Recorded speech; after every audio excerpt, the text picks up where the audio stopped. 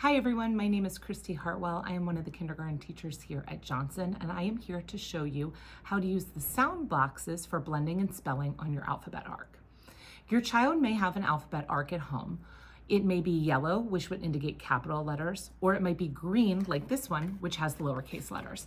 You can use either alphabet arc when doing our blending and spelling activities. On the bottom of your alphabet arc are what we call sound boxes. And this one, the purple one, has 3 individual sound boxes, 1, 2, 3, and a blending arrow underneath. Now, when we spell or read with sound boxes, each box represents a sound.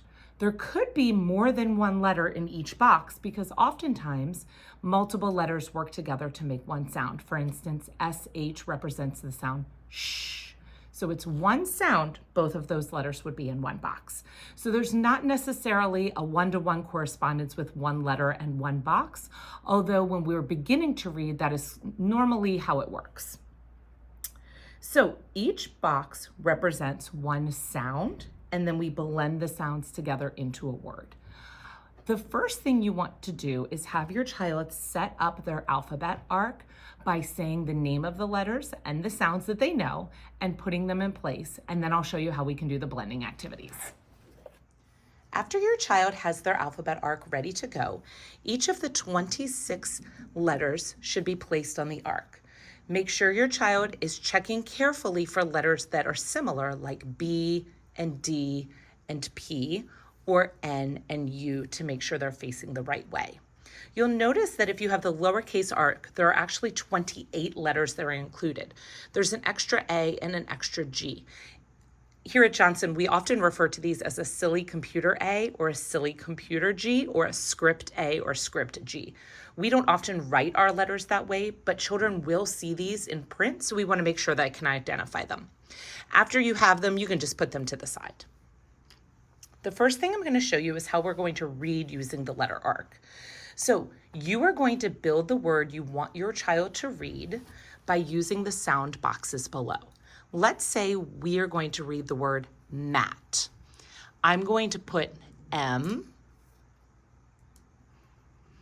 A, T in my sound boxes.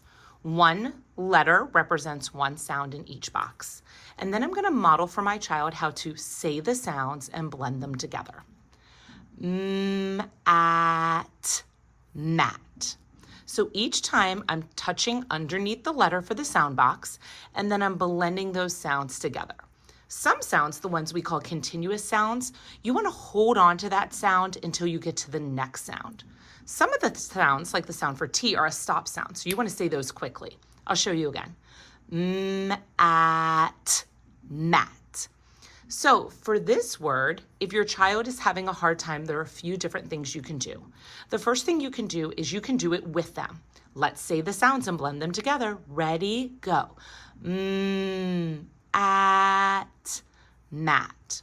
Sometimes you can do something called additive blending, where you take off one letter and we just focus on blending these two first.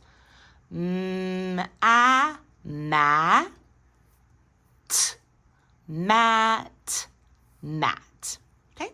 When your child is finished reading it, you can ask them to spell it away. When you spell it away, you say the names of the letters and you put them back on the arc. M, A, T.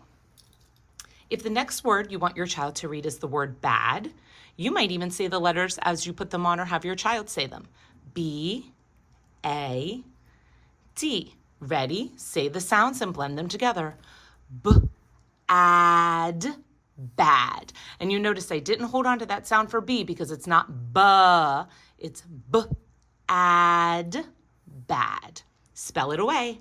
B, A, D. So that's how we can read words with our alphabet arc. We can also have children spell words. So the first thing you might want to do is tell your child the word and have them listen to the sounds closely. If I wanted my child to spell the word sip, the first thing I would say is the word is sip. Tap the sounds. S, ip. First sound, s, letter S. Say sip again. Sip. S, I, letter I. Say sip again. Sip. S, ip. That's a P. And then in order to check your spelling, you could tell your child, say the sounds and blend them together to see if you made the word sip. Sip, sip. And then you can spell it away. S-I-P spells sip. Another word you could say is bit. Say bit, bit. Now tap the sounds. B, it, b. Next sound, b, I,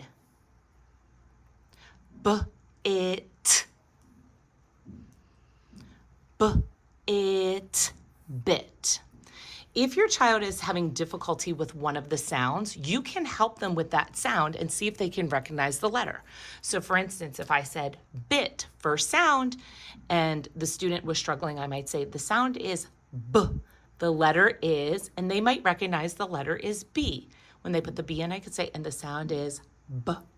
That's how you can read and spell with an alphabet arc. Remember, each of these boxes is for sounds, not for letters. So for instance, I would not want to use this to build the word the like this, T-H-E, even though it has 3 letters, because in the word the, it actually, 1 sound, 2 sounds, the. So make sure you're being careful to put sounds in the boxes and not letters. And of course, if you have any questions on how to read and spell using your alphabet arc, reach out to your child's teacher.